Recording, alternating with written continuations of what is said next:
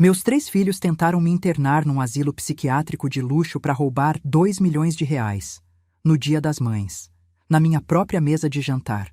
Eu estava ali, de pé na cabeceira da mesa, olhando para os 3. Rogério de terno azul marinho que eu paguei no ano passado, R$ 6.000 na Armani. Patrícia com aquele vestido bege que ela postou no Instagram semana passada, #Blessed, R$ 3.400 na Farm. E o Felipe, meu caçula, de moletom surrado, mas com o tênis importado novinho, R$ 1.200 que eu transferi para ele não se sentir mal perto dos amigos. O risoto de fungo esfriando no centro da mesa. Cristais que eram da minha avó refletindo a luz de maio. Guardanapos de linho que eu mesma bordei há 30 anos. E uma pasta de couro marrom na mão de um homem que eu nunca tinha visto na vida. Rogério fez um gesto para o Dr. Salles. Foi assim que ele chamou. Dr. Salles. Como se a gente estivesse num consultório e não na minha casa. O homem abriu a pasta, tirou um maço de papéis, colocou na mesa, bem em cima do lugar onde eu tinha posto o prato do Rogério. Dona Helena, ele disse, e a voz era daquele tipo que finge ser gentil, mas tem gelo embaixo. Seus filhos me procuraram porque estão muito preocupados com a senhora. Patrícia segurou minha mão. Os olhos dela estavam úmidos. Eu conhecia aquela lágrima. Era a mesma de quando ela tinha 15 anos e queria sair na balada. A mesma de quando pediu dinheiro pro apartamento depois do divórcio. A mesma de sempre. Mamãe, ela sussurrou, apertando meus dedos. A gente te ama muito, mas a senhora tem esquecido coisas. Tem saído sozinha. O seu Mário lá de baixo disse que viu a senhora rindo no elevador. Sozinha. Rindo do nada. Eu ia falar alguma coisa, mas o Felipe se adiantou. Ele estava sentado, mexendo no celular, mas largou o aparelho na mesa com aquele barulho seco de quem quer chamar atenção. Mãe, a gente não quer que a senhora seja enganada, ele disse, e a voz dele tinha aquele tom de vítima que ele usava desde criança. Tem muito aproveitador por aí, gente que se aproxima de idoso para roubar. A gente só quer te proteger. Idoso. Ele falou idoso. Eu tenho 68 anos, faço pilates 3 vezes por semana, leio em francês e italiano, e esse moleque de 35 anos que nunca trabalhou um dia na vida estava me chamando de idosa. Rogério se levantou. Ele tinha aquele jeito dele, sabe? Peito estufado, queixo erguido, como se tivesse presidindo uma reunião de acionistas. Só que a única coisa que ele presidia eram as falências das empresas que abria com o meu dinheiro.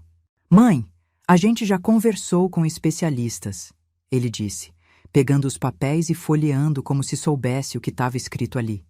Demência pré-frontal. É assim que começa. Esquecimentos, mudanças de comportamento, gastos impulsivos. Gastos impulsivos. Eu quase ri. Quase. Mas aí eu olhei para os olhos do Rogério. E não tinha amor ali. Tinha cálculo. Tinha essa coisa fria que eu já tinha visto antes, quando ele me convenceu a vender a casa de campo de Campos do Jordão para pagar a dívida de jogo dele. Só dessa vez, mãe. Eu juro que nunca mais. R$ 540 mil. Sumidos. E ele nunca mais tocou no assunto. O Dr. Salles pigarreou. Aproximou os papéis de mim. Dona Helena, o que seus filhos estão propondo é uma curatela compartilhada. A senhora continua morando aqui, continua com sua rotina, mas eles vão administrar as finanças. É só para proteger a senhora, para a senhora não ser explorada. Eu olhei para os papéis. Tinha um monte de carimbo, assinatura de testemunha, aqueles termos jurídicos que eu nunca entendi direito. Outorga plenos poderes, administração total dos bens, alienação e oneração de imóveis. E se eu não quiser assinar? Eu perguntei. A voz saiu calma. Eu mesma me surpreendi. O silêncio que caiu foi daqueles pesados, o tipo de silêncio que vem antes de uma tempestade. Rogério trocou um olhar com o Dr. Salles. Foi rápido, mas eu vi. Patrícia apertou minha mão com mais força. Carinho falso misturado com desespero real. Mãe, Rogério disse, e agora a voz dele tinha perdido aquele verniz de filho preocupado. Se a senhora não assinar, a gente vai ter que pedir a interdição judicial, amanhã mesmo. O Dr. Salles já tem os laudos médicos, de profissionais competentes. Amigos nossos. Amigos nossos. Laudos comprados. Eles tinham planejado tudo. Eu senti uma coisa estranha. Não foi raiva, não foi tristeza. Foi uma calma absoluta. Como se tivesse caído uma cortina e eu finalmente tivesse enxergando a peça toda. Olhei para o Rogério, para o meu primogênito. Aquele menino que eu embalei nas madrugadas quando tinha cólica, que eu levei na escola todo santo dia durante 12 anos, que chorou no meu colo quando o pai dele morreu. Olhei para Patrícia, minha única filha, que eu vesti de princesa em todo aniversário, que eu consolei em cada desilusão amorosa, que segurei a mão na sala de parto quando os gêmeos nasceram. Olhei para o Felipe, meu caçula, meu bebê eterno, que eu protegi de tudo e de todos, que eu deixei morar no anexo só até passar no concurso. Fazia 12 anos, e nenhum deles estava olhando para mim como o filho olha para a mãe. Eles estavam olhando para mim como abutre olha para a carniça. Eu peguei a caneta Montblanc que estava na mesa. Era do Augusto, meu falecido marido. Ele usava para assinar os contratos da construtora. Rogério sempre quis essa caneta. Toda vez que via, ficava pegando, sentindo o peso, admirando. Vocês têm razão, eu disse, destravando a caneta. Eu realmente não estou em condições de gerir nada. Não tenho mais cabeça para essas coisas de dinheiro. Vamos resolver isso agora mesmo. Vi o alívio nos rostos deles. Patrícia soltou minha mão. Rogério sorriu. Aquele sorriso de vitória que ele sempre teve quando conseguia o que queria. Só que embaixo da mesa, com a mão esquerda, eu peguei meu celular. Desbloqueei sem olhar, no automático. Entrei no WhatsApp. Achei o contato que eu queria. Digitei. Pode subir, querido. Trago champanhe. Comenta aí de qual cidade você tá vendo isso. Porque o que vem agora, ninguém esperava. Nem eles. Mas deixa eu voltar pro começo. Deixa eu te contar como eu cheguei nessa mesa, nesse domingo de maio, assinando minha própria sentença de morte em vida. Ou pelo menos era isso que eles achavam. Tudo começou 3 meses atrás, numa terça-feira. Dia 23 de fevereiro, 6h15 da tarde. Eu estava num vernissage no MASP, Exposição de Arte Contemporânea Brasileira. Eu sempre gostei dessas coisas. O Augusto achava frescura, dizia que eu perdia tempo com rabisco de maluco. Mas depois que ele morreu, eu voltei a frequentar. Era um dos poucos lugares onde eu me sentia viva. Estava olhando uma tela, uma coisa abstrata cheia de vermelho e preto, quando ouvi uma voz do meu lado. Parece Sangue e Cinzas, não é? Virei. Era um homem alto, cabelo branco bem cortado, terno cinza chumbo, que devia custar uns 15 mil reais, e uns olhos castanhos que tinham aquela coisa rara, inteligência e gentileza ao mesmo tempo. Ou paixão e luto, eu respondi sem pensar muito. Ele sorriu. Arthur Mendonça, disse estendendo a mão. Helena Sampaio. A gente ficou conversando. Sobre a exposição, sobre arte, sobre São Paulo, sobre a vida. Ele era desembargador aposentado, viúvo há 5 anos, 2 filhos adultos e independentes, morando fora do país. Ele me convidou para tomar um vinho no café do museu. Eu aceitei. Isso foi a primeira terça-feira. Depois teve a segunda, a terceira, a quarta. Sempre às terças, sempre às 6 da tarde, às vezes no museu, às vezes num restaurante francês nos Jardins, às vezes só andando pela Paulista conversando sobre tudo e sobre nada. Eu não tinha contado para ninguém, nem para os meus filhos. Não porque tivesse vergonha, mas porque era meu. Era algo que era só meu. E fazia tanto tempo que eu não tinha nada que fosse só meu. Foi na 8ª terça-feira que o Arthur segurou minha mão. A gente estava sentado num banco da Pinacoteca, olhando um quadro do Portinari. Helena, ele disse, eu sei que a gente se conhece há pouco tempo, mas eu tenho 70 anos. Aprendi que a vida é curta demais para a gente fingir que não sente o que sente. O coração bateu mais forte. Fazia 10 anos que ninguém segurava minha mão daquele jeito, como se eu fosse preciosa, como se eu importasse.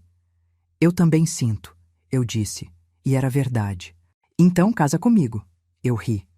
Achei que era brincadeira, mas ele não estava rindo. Falo sério, Helena.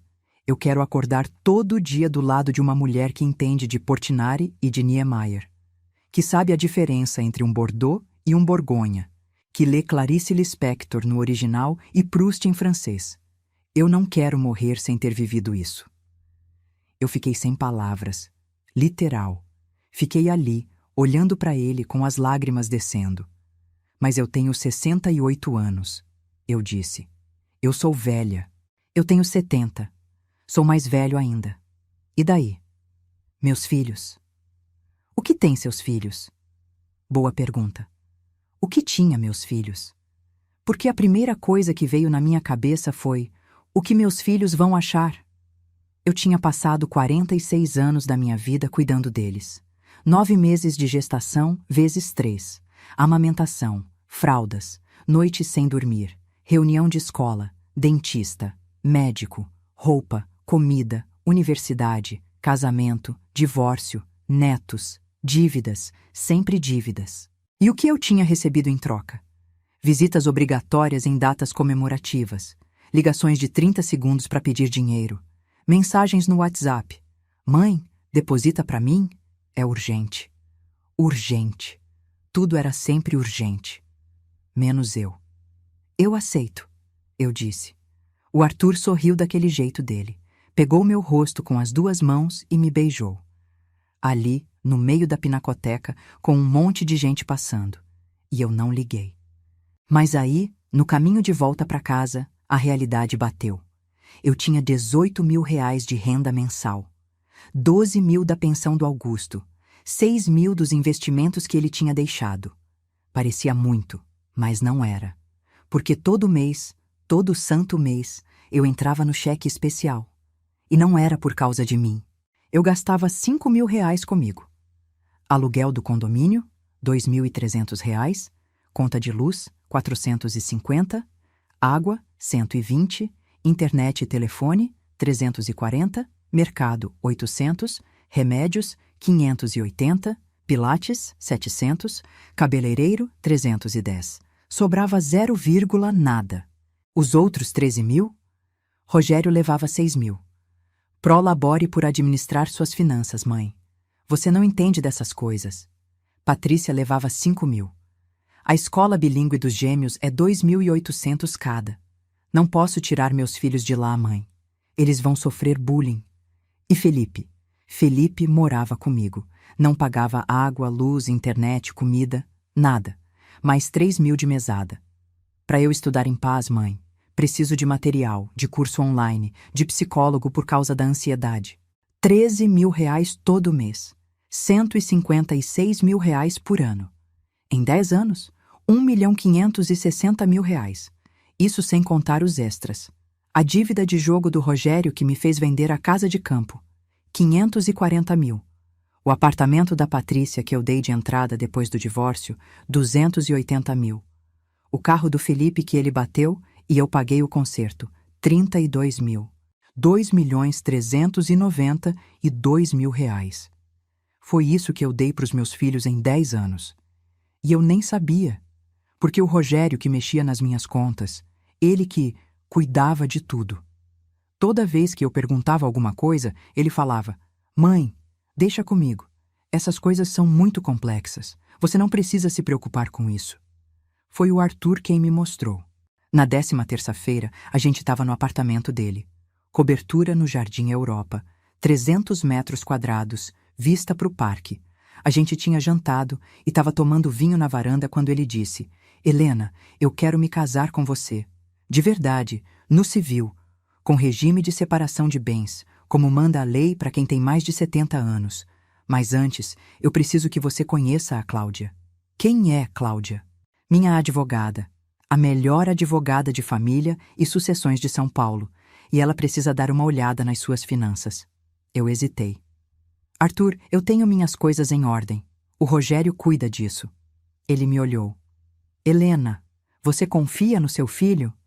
A pergunta me pegou de jeito. Claro que confio. Ele é meu filho. Tudo bem, então não vai ter problema a Cláudia dar uma olhada, né? Só para eu ter certeza que você está protegida quando a gente se casar. Fazia sentido. No dia seguinte, Eu levei todos os documentos para o escritório da doutora Cláudia Vasconcelos. Um lugar elegante na Faria Lima, com aquela vista de cinema. Ela era uma mulher de uns 60 anos, cabelo preso impecável, tailleur preto, óculos de grau chique. Me recebeu com um sorriso cordial, mas profissional. Dona Helena, o Arthur me falou muito da senhora. Ele tá muito feliz. Eu também tô feliz, eu disse. E era verdade. Ótimo, então vamos garantir que essa felicidade seja protegida juridicamente. Me deixa ver a documentação? Eu entreguei tudo: extratos bancários, comprovantes de transferência, documentos do apartamento, apólices de seguro, tudo que o Rogério tinha organizado para mim numa pasta bonita. Ela foi olhando. As sobrancelhas dela foram subindo, subindo, subindo. Depois de uns 20 minutos, ela tirou os óculos, me olhou. Dona Helena, a senhora sabe que seu filho Rogério está retirando R$ 6.000 por mês da sua conta há 10 anos? Sei, é o prolabore dele, por cuidar das minhas finanças. Prolabore de R$ 720.000 acumulados para mexer em dinheiro de aposentada? Dona Helena, um gerente de private bank de banco suíço, não ganha isso. Ela continuou folheando. A senhora sabia que sua filha Patrícia recebe transferências mensais de R$ 5.000, totalizando R$ 600.000 em 10 anos? É para a escola dos netos e o plano de saúde. Escola bilíngue mais cara de São Paulo custa R$ 2.800 por aluno. 2 alunos, R$ 5.600. Plano de saúde top para 2 crianças, R$ 900. Total, R$ 6.500. Ela recebe 5.000. Onde está indo o resto? A doutora Cláudia pegou uma calculadora. Começou a somar na minha frente. Rogério, 6.000 vezes 120 meses, R$ 720.000. Patrícia, 5.000 vezes 120 meses, R$ 600.000. Felipe, moradia, alimentação e mesada, estimativa conservadora de 3.000 mensais, R$ 360.000. Ela parou, me olhou. R$ 1.680.000. Isso só nos últimos 10 anos, Dona Helena, sem contar os extras que a senhora mencionou, a casa de campo, o apartamento, o carro. Ela abriu uma planilha no computador. Digitou uns números. Virou a tela para mim. Se a senhora tivesse investido esse dinheiro em renda fixa conservadora, CDI menos taxas, a senhora teria hoje R$ 3.240.000. Se tivesse colocado em previdência privada, com isenção de IR, uns R$ 3.800.000. Eu fiquei olhando para os números na tela. Não conseguia processar. Dona Helena, ela disse, e a voz ficou mais suave. A senhora é vítima de abuso financeiro familiar. Seus filhos estão te usando como caixa eletrônico há uma década. E legalmente, como tudo foi feito por transferência voluntária, não tem muito o que fazer para recuperar, a não ser que a gente prove coação, o que é quase impossível. Senti uma coisa estranha no peito. Não era tristeza, era raiva. Uma raiva quieta, gelada. O que eu posso fazer? Perguntei. Ela sorriu. Um sorriso afiado. A senhora pode começar fazendo o que é seu direito. Viver a sua vida. E proteger o que sobrou. Foi ali que a gente começou a planejar. A doutora Cláudia me explicou tudo. No Brasil, quando alguém morre, 50% dos bens vão obrigatoriamente para os herdeiros necessários. É a legítima. Os outros 50%, a parte disponível, você pode fazer o que quiser. Doar, gastar, queimar se quiser. Mas a senhora está viva, Dona Helena. Enquanto está viva, o patrimônio é todo seu. Seus filhos não têm direito a nada. E se a senhora já deu tanto para eles em vida, a gente pode usar isso. Como? Chama a colação. Adiantamento de legítima. Tudo que você deu para eles conta como parte da herança futura. Se a senhora provar que já deu mais do que os 50% que cabe a eles, eles ficam sem nada quando a senhora morrer. E melhor, a senhora pode gastar, doar ou investir o resto agora, sem dever satisfação. Ela abriu o Código Civil. Me mostrou o artigo.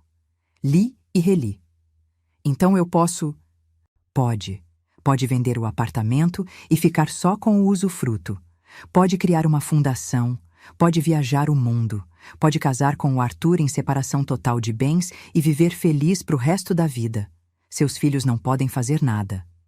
Mas e se eles tentarem me interditar, alegando que eu tô senil? A doutora Cláudia riu. Dona Helena, a senhora acabou de passar 2 horas discutindo comigo os detalhes da legislação sucessória brasileira. A senhora lê em 3 idiomas. A senhora está fazendo pilates e saindo todo santo dia. Qual juiz no Brasil vai decretar interdição de uma mulher autônoma e lúcida só porque os filhos dela querem a herança antes da hora? Ela tinha razão. Naquela semana, eu comecei a executar o plano. Primeiro, auditoria completa. A doutora Cláudia me ajudou a levantar tudo. Cada transferência, cada depósito, cada ajuda emergencial. Juntei comprovantes de 10 anos. Tinha tudo guardado numa caixa de sapatos no armário do quarto. O Augusto sempre disse: guarda tudo, Helena. Papel é prova. Era. O Rogério tinha me feito assinar um monte de coisa ao longo dos anos. Eu assinava sem ler, porque confiava, porque ele era meu filho. Tinha recibos dele como administrador financeiro. Tinha contratos de prestação de serviço. Tinha até uma ata de reunião familiar onde eu autorizava o pagamento mensal dele. Tudo bonitinho, tudo legal, tudo me sugando por dentro. Segundo, proteção do patrimônio. O apartamento valia R$ 2.400.000. Eu vendi para uma holding imobiliária de um amigo do Arthur. Valor: R$ 2.400.000 à vista. Mas eu fiquei com o usufruto vitalício. Ou seja, eu posso morar lá até morrer. Não pago nada. Quando eu morrer, volta pro dono. Meus filhos não herdam nada. O dinheiro da venda entrou na minha conta e no mesmo dia saiu. Metade foi para criar a Fundação Helena Sampaio de Apoio à Arte na Terceira Idade. A outra metade, R$ 1.200.000, foi dividida entre uma previdência privada VGBL no meu nome, que não entra em inventário direto, e uma conta conjunta com o Arthur, com cláusula de reversão para o sobrevivente. Terceiro, casamento. 2 de abril. Cartório. Só eu, o Arthur, a doutora Cláudia e 2 funcionários do cartório como testemunhas. Regime de separação obrigatória de bens. O que é meu, é meu. O que é dele, é dele. Mas a gente fez um testamento mútuo. Se eu morrer, parte dos meus bens vai para a fundação. Se ele morrer, mesma coisa. E o melhor, eu continuei morando no apartamento. Continuei saindo às terças. Continuei transferindo o dinheiro para os meus filhos todo mês. Eles não desconfiaram de nada. Até que no sábado retrasado, dia 9 de maio, eu estava tomando café com a Patrícia. A gente tinha combinado de se encontrar num lugar chique em Moema, aqueles brunches de R$ 400 por pessoa. Ela estava no celular o tempo todo. Mal olhava para mim. De repente, atendeu uma ligação. Oi, Rô. Tô aqui com a mãe. É, num brunch.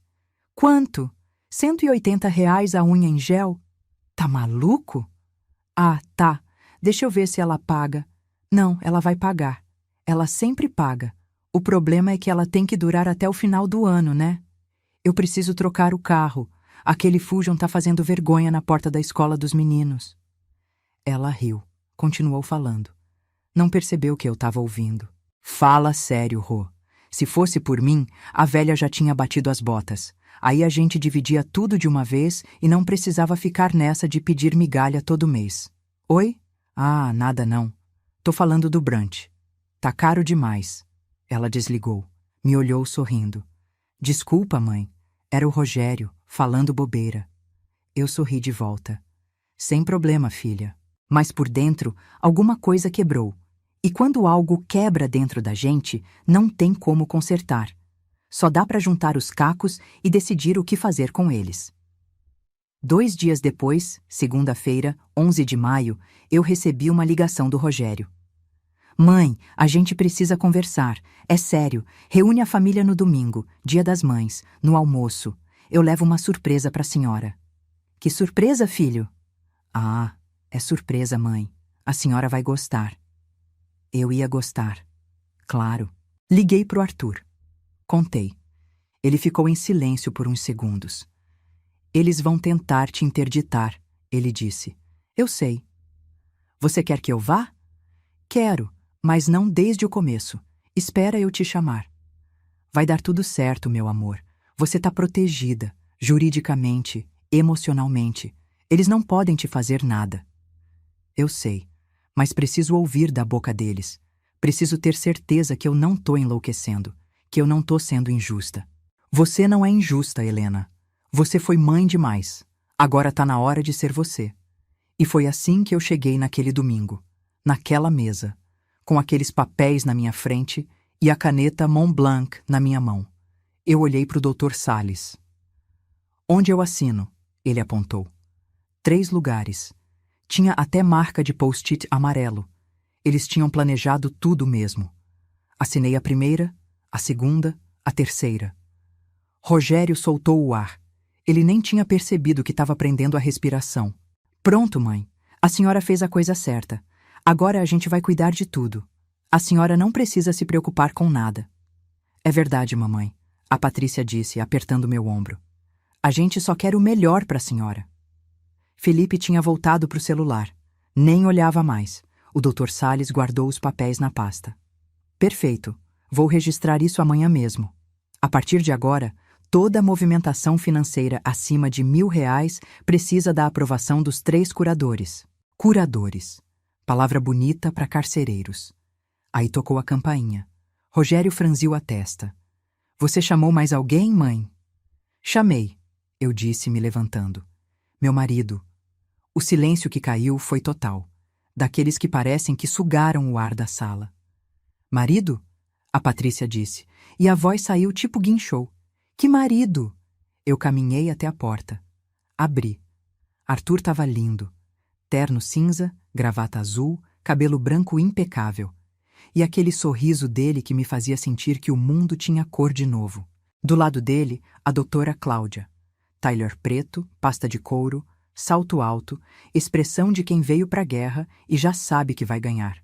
E atrás deles, 2 seguranças particulares, tipo guarda-costas de filme.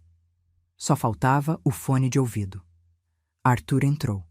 Me deu um beijo na testa. Como você tá, meu amor? Ótima, eu disse. E era verdade. Ele olhou para a mesa, para o risoto frio, para os cristais, para os meus filhos paralisados, para o Dr. Salles que tinha ficado branco igual papel. Boa tarde, Arthur disse, com aquela voz de quem passou 40 anos dando sentença. Arthur Mendonça, marido da Helena e dono desta cobertura. Rogério se levantou tão rápido que a cadeira caiu para trás. Que história é essa? Que marido? Mãe, a senhora Tadel? Ele ia falar delirando, mas a doutora Cláudia levantou a mão. Foi um gesto pequeno, mas tinha autoridade de juíza. Cuidado com a próxima palavra, ela disse. Qualquer acusação infundada de incapacidade mental pode configurar difamação e calúnia. E a gente já tem 5 testemunhas aqui. Ela abriu a pasta, tirou 3 documentos, colocou na mesa, bem em cima dos papéis que eu tinha acabado de assinar. Certidão de casamento, Dona Helena Vasconcelos, Sampaio Mendonça e Senhor Arthur Guimarães Mendonça. Data, 2 de abril. Regime, separação obrigatória de bens conforme Código Civil para maiores de 70 anos. Patrícia pegou o papel. Leu, releu. A mão dela estava tremendo. Isso não pode ser verdade. É verdade, eu disse. Eu me casei, faz 6 semanas. Mas a senhora nem conhecia ninguém. A senhora nunca saía, só às terças, para as aulas de francês? Eu completei. Não, filha. Eu saía para encontrar o Arthur. A gente se conheceu há 3 meses, num vernissage. A doutora Cláudia colocou o segundo documento na mesa. Escritura de compra e venda. Apartamento 321, edifício Copacabana Palace, Higienópolis. Vendedora, Helena Vasconcelos Sampaio. Compradora, HG Participações e Investimentos LTDA. Valor, R$ 2.400.000. Data, 10 de abril. Cláusula de usufruto vitalício para a vendedora. Rogério pegou o papel. Li. Os olhos dele foram ficando arregalados. A senhora vendeu o apartamento? Vendi. É meu direito. Eu sou dona. Ou era. Agora é da holding. Mas eu posso morar aqui até morrer, sem pagar nada. Quando eu morrer, volta pro dono. Vocês não herdam. Mas... Felipe tinha largado o celular. Finalmente. Mas esse apartamento vale uma fortuna. 2.400.000 reais, Arthur disse e cruzou os braços. E antes que perguntem, não. Eu não fiquei com o dinheiro. Eu tenho patrimônio próprio estimado em 12 milhões de reais. Não preciso do dinheiro da minha esposa. A doutora Cláudia colocou o terceiro documento. Estatuto da Fundação Helena Sampaio de Apoio à Arte na Terceira Idade. Capital social, 1.200.000 reais. Finalidade, promover acesso à cultura para pessoas acima de 60 anos em situação de vulnerabilidade social. Presidente, Helena Vasconcelos Sampaio Mendonça. Vice-presidente, Arthur Guimarães Mendonça. Ela se virou para mim. Sorriu. Dona Helena, quer que eu mostre o quarto documento ou a senhora mesma quer fazer a honra? Eu peguei minha bolsa. Tirei uma pasta. A mesma pasta de sapatos onde eu guardava tudo. Só que agora estava organizada, cronológica, com post-its, com marcações, com somas. Coloquei na mesa. Abri. Rogério, eu disse, e minha voz estava firme. Firme que nem eu reconhecia. Você recebeu de mim nos últimos 10 anos 720 mil reais em prolabore, mais 540 mil pela dívida de jogo, mais os extras, presentes de aniversário, Natal, Dia dos Pais, média de 20 mil por ano, 200 mil reais, total 1.460.000 reais. Virei para Patrícia, ela estava branca, tipo cera de vela. Patrícia, você recebeu 600 mil reais em mensalidades e planos, mais 280 mil de entrada do apartamento, mais os presentes. Total, 890 mil reais. E pro Felipe, meu bebê eterno.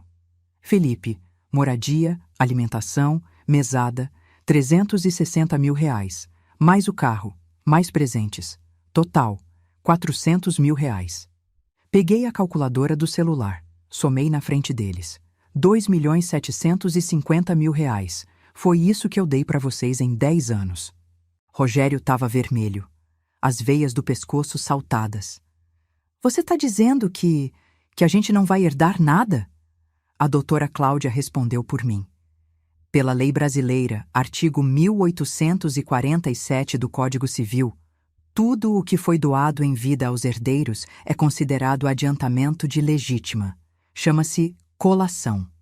No inventário, esses valores são somados ao monte-mor e divididos. Como vocês já receberam quase 3 milhões, e considerando que Dona Helena tinha aproximadamente 5 milhões em patrimônio total antes de casar, vocês já receberam mais da metade.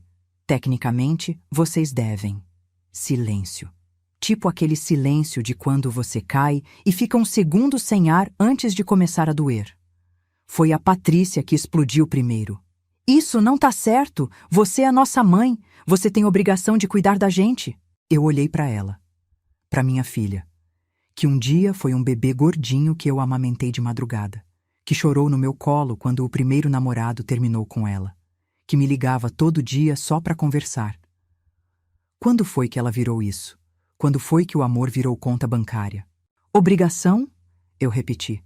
Vocês têm 46, 42 e 35 anos. Eu criei vocês.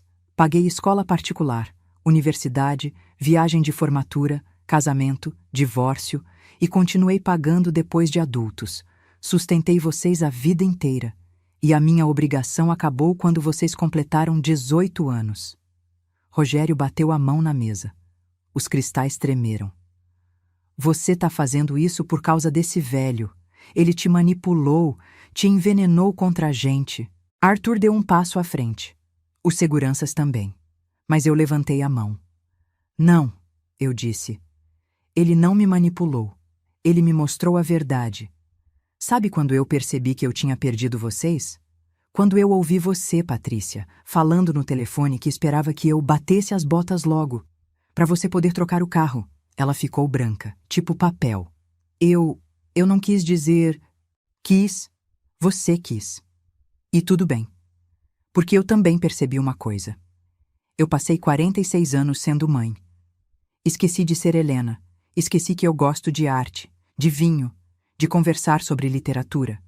Esqueci que eu posso ser amada por quem eu sou, não pelo que eu pago. Levantei. Arthur segurou minha mão. O apartamento é da holding. Vocês podem continuar visitando se quiserem, mas vão ter que agendar. Eu e o Arthur vamos viajar bastante. A fundação vai funcionar no térreo a partir de julho. Vocês podem se voluntariar se quiserem fazer algo de útil. Peguei minha bolsa. A doutora Cláudia já estava guardando os documentos. Ah, eu disse, revirando a bolsa. Quase esqueço. Tirei 3 notas de R$ 20. Coloquei na mesa. Uma na frente de cada um. Vocês vieram de motorista particular, né? Mandei dispensar. Aqui tá R$ 60. Dá pro táxi. Ou pro ônibus. A vida real começa hoje, meus queridos. Caminhei em direção à porta. Arthur do meu lado. A doutora Cláudia atrás. Os seguranças flanqueando. Foi quando ouvi a voz do Dr. Salles. Ele tinha ficado quieto o tempo todo. Dona Helena, ele disse. E quanto a esses papéis que a senhora assinou? A curatela? Eu virei. Sorri. Ah, esses papéis? A senhora pode explicar, doutora Cláudia? Ela se virou. Aquele sorriso afiado de novo. Qualquer procuração ou termo de curatela assinado sob coação é nulo de pleno direito. E a gente tem a gravação do celular da dona Helena registrando as ameaças. Se a senhora não assinar, a gente vai pedir a interdição judicial. Coação explícita. Artigo 151 do Código Civil. Nulo. Ela pegou os papéis da mesa. Rasgou. Assim, na frente deles. Esses papéis não valem nada. Nunca valeram. Saímos. Eu, Arthur, doutora Cláudia, os seguranças. O elevador de serviço estava esperando. A gente entrou. As portas começaram a fechar. A última coisa que eu vi foi os 3, meus filhos, de pé na sala de jantar, no meio dos cristais, do risoto frio, das notas de R$ 20 amassadas na mesa. E eu não senti nada, nem tristeza, nem raiva, nem culpa, só alívio. O elevador desceu em silêncio. Só o som mecânico dos cabos. Arthur segurava minha mão. A doutora Cláudia olhava para o celular, provavelmente checando algum detalhe jurídico. Os seguranças imóveis, profissionais. Eu olhei para o reflexo no espelho do elevador. Uma mulher de 68 anos, cabelo bem cortado, maquiagem leve, taillé creme. Parecia calma, parecia inteira. Mas por dentro tinha um buraco. Não de tristeza, não ainda. Era mais como aquela sensação quando você arranca um band-aid velho que estava grudado na pele machucada. Dói, mas também alivia. O elevador parou no térreo. As portas abriram. Seu Mário, o porteiro, levantou da cadeira. Ele trabalhava ali fazia 23 anos. Conhecia meus filhos desde crianças. Dona Helena, ele disse, e tinha aquela coisa nos olhos dele, pena misturada com respeito. A senhora vai sair? Vou, seu Mário. Pra sempre. Ele piscou. Pra sempre? É, eu me casei. Vou morar com meu marido. Apontei pro Arthur. Seu Mário olhou, estendeu a mão. Parabéns, moço. O senhor tem sorte. Dona Helena é gente fina. Arthur apertou a mão dele. Eu sei, por isso casei. Atravessamos o hall, a porta de vidro, a calçada. Tinha um Bentley preto parado na frente. Motorista de libré. Porta aberta. Entrei. O banco era de couro legítimo, macio, cheirando a carro novo, mesmo sendo velho. Arthur entrou do outro lado. A doutora Cláudia acenou e foi pro carro dela, um Mercedes prata. Os seguranças foram junto. O motorista fechou a porta. O silêncio ficou ainda mais denso. Aquele silêncio caro de carro blindado. Você tá bem? Arthur perguntou. Eu ia dizer que sim, mas aí senti. Uma coisa subindo pela garganta. Um soluço. Outro. As lágrimas vieram de repente, quentes, molhando o rosto. Arthur me puxou pro abraço. Eu chorei no ombro dele. Chorei tudo que eu não tinha chorado lá em cima. Chorei pelos 46 anos sendo mãe. Chorei pelas noites sem dormir. Chorei pelas dívidas que paguei. Chorei pela casa de campo que vendi. Chorei pela humilhação de ouvir minha própria filha desejando minha morte. E chorei de alívio. Porque acabou. Finalmente acabou. Chorei uns 10 minutos. O motorista nem ligou o carro, só esperou. Quando parei, Arthur me deu um lenço de linho. Sequei o rosto. A maquiagem tinha borrado. Eu devia estar parecendo um guaxinim. Desculpa, eu disse. Pelo quê? Você acabou de cortar 3 pessoas da sua vida. 3 pessoas que você criou. Você tem direito de chorar. Eu sei, mas eu também me sinto livre. Ele sorriu. Porque você é. Agora você é livre de verdade. O motorista ligou o carro. Saímos, atravessamos São Paulo. As ruas que eu conhecia fazia 40 anos. A cidade onde criei meus filhos, onde enterrei meu marido, onde passei a maior parte da minha vida. E eu estava deixando tudo para trás. Não geograficamente. A fundação ia funcionar ali mesmo. O apartamento continuava ali. Mas emocionalmente, eu estava cortando o cordão umbilical que me prendia ao passado. Chegamos no prédio do Arthur. Jardim Europa. Um edifício art déco dos anos 40, reformado, uma joia arquitetônica. 8 andares, 2 apartamentos por andar. O do Arthur era a cobertura. Subimos. O elevador era antigo, aqueles com porta de ferro trabalhado, operador uniformizado. Entramos no apartamento.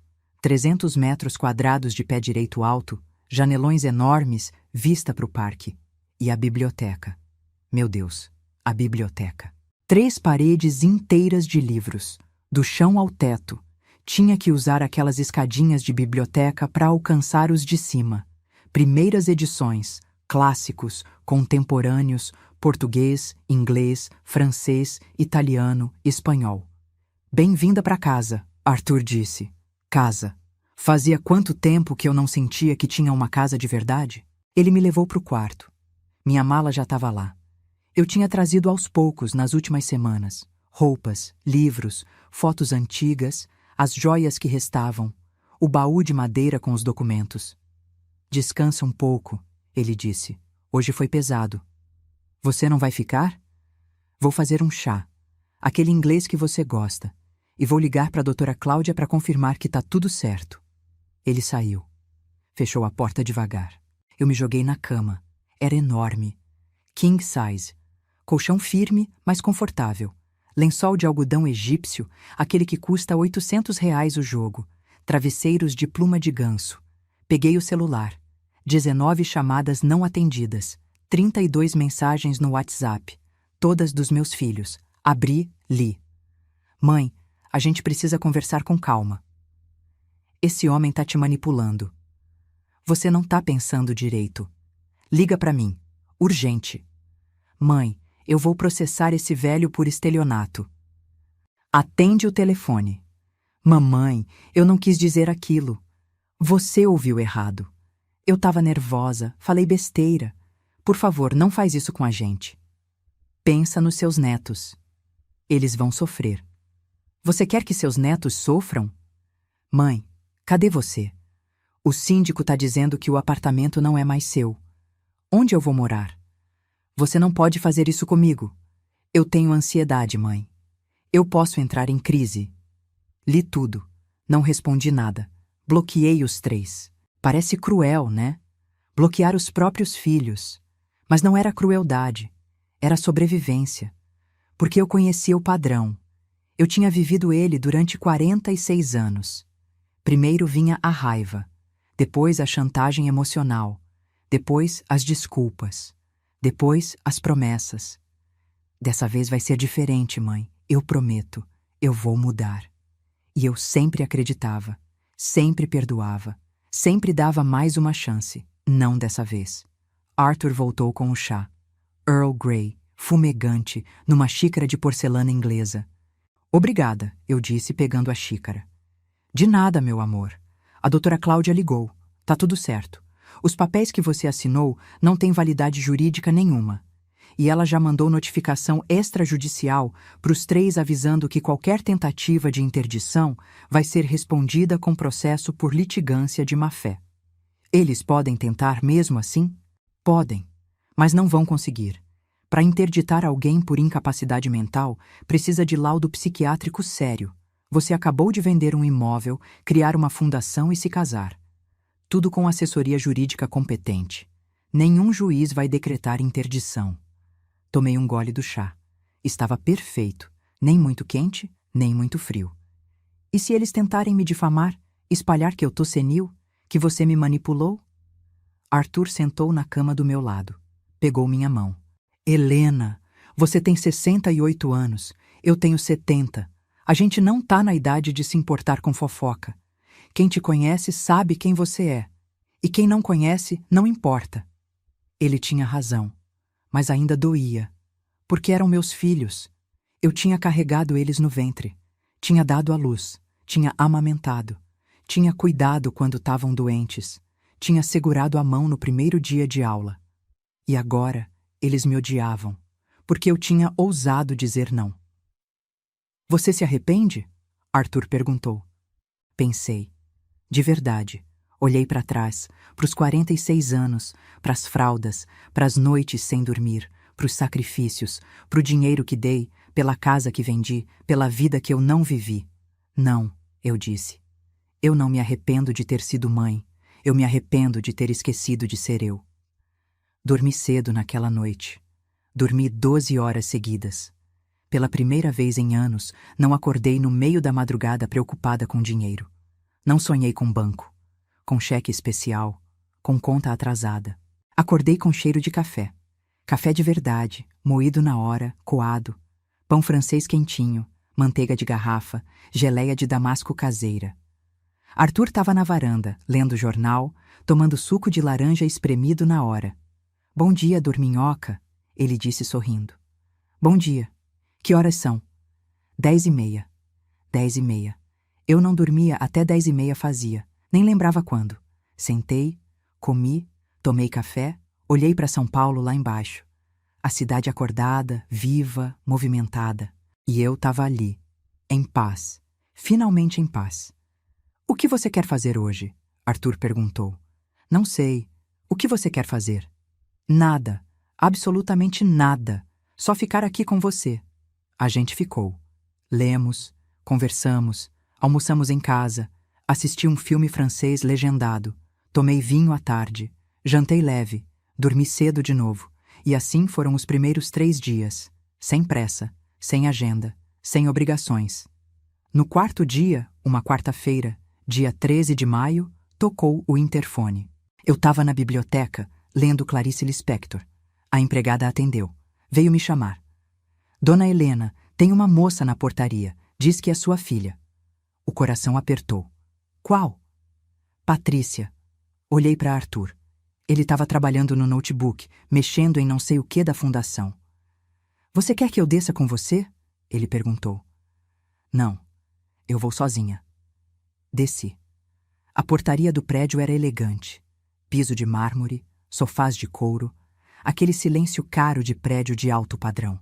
Patrícia estava sentada num sofá, bolsa cara, roupa cara, cabelo recém-escovado. Mas os olhos estavam inchados, e ela não estava maquiada. A Patrícia nunca saía sem maquiagem. Ela me viu. Levantou. Mãe, Patrícia. A gente ficou ali, de pé, se olhando. O porteiro discretamente saiu. Foi lá pro fundo. Eu vim pedir desculpas, ela disse. Esperei. Não falei nada. Aquilo que eu disse no telefone. Sobre você bater as botas. Eu não quis dizer. Eu estava nervosa. O Rogério estava me enchendo o saco. Eu falei sem pensar. Você falou o que você pensava, eu disse. Gente nervosa não inventa. Gente nervosa fala a verdade que esconde quando tá calma. Ela mordeu o lábio. As lágrimas começaram a descer. Mãe, eu sei que eu errei. A gente errou. Mas você é nossa mãe. Você não pode simplesmente nos abandonar. Abandonar? Repeti. Patrícia, vocês têm 42, 46 e 35 anos. Vocês não são crianças. Eu não abandonei ninguém. Eu só parei de bancar a vida de adultos que deveriam se sustentar sozinhos. Mas eu preciso de ajuda. Os meninos, seus filhos, sua responsabilidade, não minha. Mas a escola, muda de escola, coloca numa pública ou numa particular mais barata, ou arranja um emprego melhor e paga você mesma. Ela me olhou como se eu tivesse batido nela. Emprego? Mãe, eu sou influenciadora digital. Influenciadora sem renda é desempregada com o Instagram. Saiu duro, mais duro do que eu queria. Mas era verdade. Patrícia enxugou as lágrimas, respirou fundo. Tá bom, eu entendi. Você não vai mais me ajudar. Mas pelo menos posso te visitar? Olhei para ela. Minha filha, que eu amei tanto, que eu ainda amava no fundo. Mas amar não significa deixar sugar. Pode, eu disse, mas com algumas regras. Quais? Primeira, você liga antes. Não aparece sem avisar. Segunda, nada de pedir dinheiro. Nada. Nem emprestado, nem adiantado, nem para emergência. Terceira, nada de chantagem emocional com os netos. Quarta, você me trata com respeito. Eu sou sua mãe, não sou sua credora. Ela ficou vermelha, mas concordou. Tá bom, eu aceito. Ótimo. Agora eu preciso ir. Tenho compromisso. Não tinha. Mas precisava terminar aquela conversa antes que meu coração amolecesse. Subi. Arthur estava me esperando na porta do apartamento. E aí? Ela veio pedir desculpas, e dinheiro disfarçado de desculpa. Você deu? Não, dei regras. Ele me abraçou. Você é forte, Helena. Mais forte do que você imagina. No dia seguinte, quinta-feira, 14 de maio, a doutora Cláudia ligou. Dona Helena, preciso informar. Seu filho Rogério entrou com uma ação de interdição no fórum. O estômago apertou. Ele consegue? Não, mas ele tentou. Alegou incapacidade mental progressiva, influência de terceiros, risco de dilapidação patrimonial. Juntou um laudo psiquiátrico assinado por um médico que é amigo dele. E agora? Agora eu vou na audiência de justificação prévia e apresento suas condições mentais. Laudos neurológicos recentes, atestados de capacidade, testemunhas. E vou pedir litigância de má-fé. Seu filho vai ter que pagar custas processuais e honorários advocatícios. Quanto? Uns 50 mil reais, calculando por baixo. 50 mil reais. Dinheiro que o Rogério não tinha, porque eu sei. Eu sei de cada dívida dele, de cada empresa falida, de cada calote que ele deu. Faça o que tem que fazer, eu disse. A audiência foi marcada para dali 3 semanas. Segunda-feira, 2 de junho, 9 horas da manhã. Enquanto isso, a vida continuou. Eu e Arthur fomos em restaurantes, visitamos museus, fomos no teatro, coisas que eu não fazia anos. E eu comecei a trabalhar na fundação. De verdade. A gente alugou o espaço no térreo do prédio onde eu morava. Tinha sido uma loja de roupas que faliu. 200 metros quadrados. A gente reformou, pintou, colocou cadeiras, projetor, biblioteca, sala de oficinas. A fundação ia oferecer cursos gratuitos de história da arte, literatura, música, cinema para pessoas acima de 60 anos. E ia ter uma renda básica para quem não pudesse pagar transporte. 200 reais por mês. Não era muito, mas era alguma coisa. Era dar para outras pessoas o que tinha me salvado: cultura, beleza, propósito. No dia 28 de maio, sábado, a gente fez o lançamento oficial. Coquetel, imprensa, autoridades. Eu tinha convidado vereadores, secretários de cultura, gente da universidade. E eu tinha convidado meus filhos, por e-mail formal, através da secretária da fundação. Nenhum foi. Mas estava tudo bem. Porque tinha outras pessoas. Pessoas que realmente se importavam. Pessoas que viam valor no que a gente estava fazendo. O evento foi lindo. Teve discurso, teve música, teve vinho, teve gente emocionada agradecendo pela oportunidade. No final da noite, uma senhora se aproximou de mim. Ela devia ter uns 70 e poucos anos. Negra, cabelo branco curtinho, roupas simples mas limpas. Dona Helena, ela disse, eu queria agradecer. Faz 40 anos que eu não entro num museu. Desde que meu marido morreu e eu tive que trabalhar dia e noite para criar meus 4 filhos. Agora eles estão criados e eu tô velha e cansada. Achei que ia morrer sem ver beleza de novo. Ela chorou. Eu chorei. A gente se abraçou e eu soube. Soube que tinha feito a coisa certa, que tinha valido a pena. No domingo, dia 2 de junho, véspera da audiência, eu estava nervosa, andando de um lado para o outro, checando documentos, relendo laudos. Arthur pegou minha mão. Para, você está preparada. A doutora Cláudia está preparada. Você não tem nada a temer. E se o juiz acreditar nele? Não vai acreditar, você tem provas. Ele tem um laudo comprado e má fé. Dormi mal aquela noite. Sonhei com o Rogério. Sonhei que ele conseguia me internar. Me colocava num lugar branco, frio, onde eu não podia falar, não podia me mexer. E ele ficava do lado de fora, contando dinheiro. Acordei suada. 4 da manhã. Arthur estava dormindo do meu lado, respiração calma. Levantei. Fui para a biblioteca. Acendi a luz. Peguei um livro. Machado de Assis, Dom Casmurro. Li até o sol nascer. Às 7, a gente tomou café. Às 8, a doutora Cláudia chegou.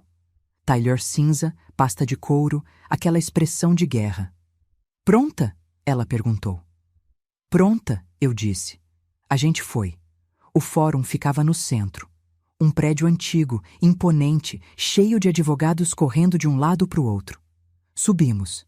Sala de audiências. Paredes de madeira escura. Mesa para o juiz. Mesa para a gente. Mesa para outra parte. Rogério já estava lá.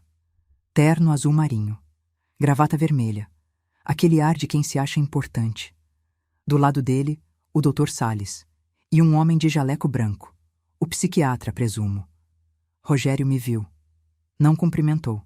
Só me olhou com aquele olhar gelado. Sentei. A doutora Cláudia do meu lado. Arthur atrás, na cadeira de público. O juiz entrou. Homem de uns 50 anos, careca, óculos de grau, expressão cansada de quem já viu de tudo. Podem sentar. Processo número tal. Requerente Rogério Sampaio solicitando interdição de Helena Vasconcelos Sampaio Mendonça. Vamos começar. O doutor Salles se levantou. Começou a falar. Que a mãe dele, quer dizer, a mãe do Rogério, estava apresentando sinais claros de demência. Esquecimentos, comportamento errático, gastos impulsivos, influência de terceiros mal intencionados. Apresentou o laudo. O juiz pegou. Leu. Dr. Marcelo Andrade, CRM tal. Laudo atestando quadro demencial progressivo com comprometimento cognitivo severo. O juiz olhou para mim. A senhora conhece esse médico? Não, excelência. A senhora foi consultada por ele? Não, excelência. O juiz olhou para o Dr. Salles. Como esse médico atestou demência sem consultar a paciente? O Dr. Salles pigarreou. Ele se baseou em relatos de familiares, excelência. É procedimento comum em casos onde o paciente não tem discernimento para procurar ajuda. Entendo. Defesa? A doutora Cláudia se levantou, abriu a pasta, tirou um maço de papéis. Excelência, trago laudos de 3 especialistas renomados, neurologista, psiquiatra e geriatra. Todos consultaram Dona Helena pessoalmente nas últimas 2 semanas. Todos atestam plena capacidade mental, cognitiva e volitiva. Ela entregou para o juiz. Ele leu. Demorou. Comparou com o laudo do Rogério. Interessante, ele disse. Temos aqui 3 laudos dizendo que a senhora está perfeitamente lúcida e um dizendo que a senhora está demente. Vou precisar de mais elementos. Ele olhou para mim. Dona Helena, a senhora pode se aproximar? Levantei. Fui até a mesa dele. Pernas tremendo, mas firmes. Dona Helena, quantos anos a senhora tem? 68, excelência. Qual a data de hoje? 2 de junho de 2025, segunda-feira. Quem é o presidente do Brasil? Respondi. Ele continuou fazendo perguntas. Nome completo, endereço, profissão, estado civil, nome dos filhos, datas de nascimento. Respondi tudo, sem hesitar. A senhora sabe por que está aqui? Sei. Meu filho quer me interditar para ter acesso aos meus bens. Silêncio. O juiz tirou os óculos, limpou, colocou de volta. A senhora pode voltar para o lugar. Voltei. Sentei. A doutora Cláudia apertou minha mão por baixo da mesa. O juiz olhou para o Rogério. O senhor é o filho? Sim, Excelência. O senhor pode me explicar o que levou o senhor a buscar essa interdição? Rogério se levantou. Peito estufado. Voz firme. Excelência, minha mãe tem apresentado comportamentos preocupantes. Ela se casou com um homem que ela conheceu faz 3 meses. Vendeu o apartamento onde morava, criou uma fundação e doou mais de R$1 milhão. Isso não é comportamento normal para uma senhora de idade. A senhora de idade em questão está aqui, lúcida, respondendo perguntas complexas com precisão. O juiz disse. E casar, vender imóvel e criar fundação são atos perfeitamente legais para qualquer cidadão capaz. Mas, Excelência, ela foi influenciada. Esse homem, a doutora Cláudia interrompeu levantando. É Arthur Guimarães Mendonça, desembargador aposentado, patrimônio de R$12 milhões, casado com Dona Helena sob regime de separação obrigatória de bens. Ele não tem acesso ao patrimônio dela. Não tem benefício financeiro nenhum. A única coisa que ele ganha é a companhia da esposa. O juiz olhou para os papéis de novo. Defesa, tem mais alguma coisa? Tenho, Excelência. Gostaria de apresentar a contabilidade dos últimos 10 anos. Ela espalhou os documentos na mesa. Todos os comprovantes que eu tinha guardado. Organizados, marcados, com post-its coloridos. Excelência, nos últimos 10 anos, Dona Helena transferiu voluntariamente R$2.750.000 para os 3 filhos. Apenas o requerente recebeu R$1.460.000. Pela Lei Civil, artigo 1847, isso configura adiantamento de legítima. Ou seja, o requerente já recebeu a parte dele da herança, em vida, e quer mais. Silêncio absoluto na sala. O juiz olhou para o Rogério. Isso é verdade? Rogério ficou vermelho. Excelência, eram ajudas. Minha mãe me ajudava porque eu precisava. Durante 10 anos, com 40 e poucos anos de idade, eu passava por dificuldades financeiras. E a solução foi sugar a mãe aposentada em vez de trabalhar? O doutor Salles tentou intervir. Excelência, com todo respeito. Silêncio. Eu não perguntei para o senhor. O juiz pegou o martelo. Bateu. Pedido de interdição negado. A requerida demonstrou plena capacidade mental, física e jurídica. Além disso, há indícios claros de litigância de má-fé por parte do requerente, que tentou usar o judiciário para obter vantagem financeira indevida. Condeno o requerente ao pagamento de custas processuais e honorários advocatícios de sucumbência no valor de R$50.000. Próximo caso. Bateu o martelo de novo. Acabou. Levantei, as pernas bambas. A doutora Cláudia sorria. Arthur veio correndo, me abraçou. Olhei para o Rogério. Ele estava branco, tipo fantasma. O doutor Salles já estava guardando as coisas rápido, querendo sair dali. Saímos do fórum. Sol de junho batendo forte. Calor de São Paulo. Respirei. Ar puro. Ar de liberdade. Acabou? Perguntei. Acabou, a doutora Cláudia disse. Ele pode tentar recorrer, mas não vai conseguir. A sentença foi clara. Você está protegida. A gente almoçou num restaurante italiano nos Jardins. Celebrando. Rindo. Contando detalhes da audiência. No caminho de volta, passei na frente do prédio onde eu morava. O porteiro acenou. Acenei de volta. Subi rapidamente, só para pegar umas coisas que tinham ficado. Quando desci, o seu Mário me chamou. Dona Helena, seu filho veio aqui ontem. Qual? O mais novo, Felipe. Tentou subir. Eu não deixei. Ele disse que precisava pegar as coisas dele. E? Eu disse que ele tinha que falar com a senhora primeiro. Ele ficou bravo, disse que ia chamar a polícia. Eu disse, chama. A polícia vai pedir autorização da dona do imóvel, que agora é uma holding. Ele foi embora. Suspirei. Obrigada por me proteger, seu Mário. Sempre, dona Helena. A senhora merece. Voltei para o apartamento do Arthur. Nosso apartamento. Porque agora era nosso mesmo. Aquela noite, deitada na cama, olhando para o teto, eu pensei em tudo. 46 anos atrás, eu tinha segurado o Rogério nos braços pela primeira vez. Ele era minúsculo, 3,2 kg. Chorava muito, mas quando eu colocava ele no peito, ele se acalmava. Eu amava aquele bebê. Amava com uma intensidade que doía.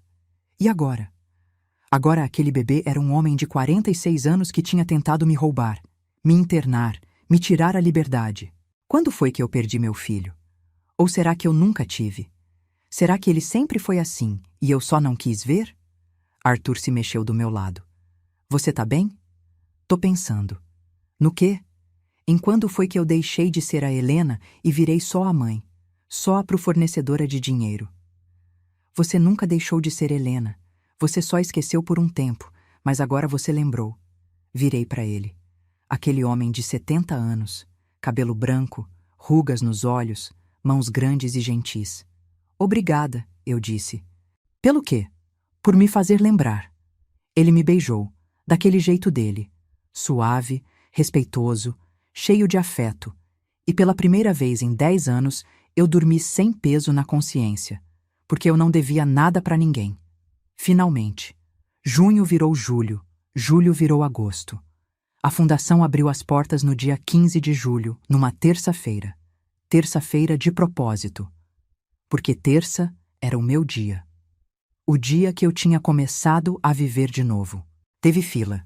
Gente de 60, 70, 80 anos. Gente que a vida tinha empurrado para a sobrevivência pura e que agora, na velhice, queria um pouco de beleza. Um pouco de sentido. A primeira turma teve 32 pessoas.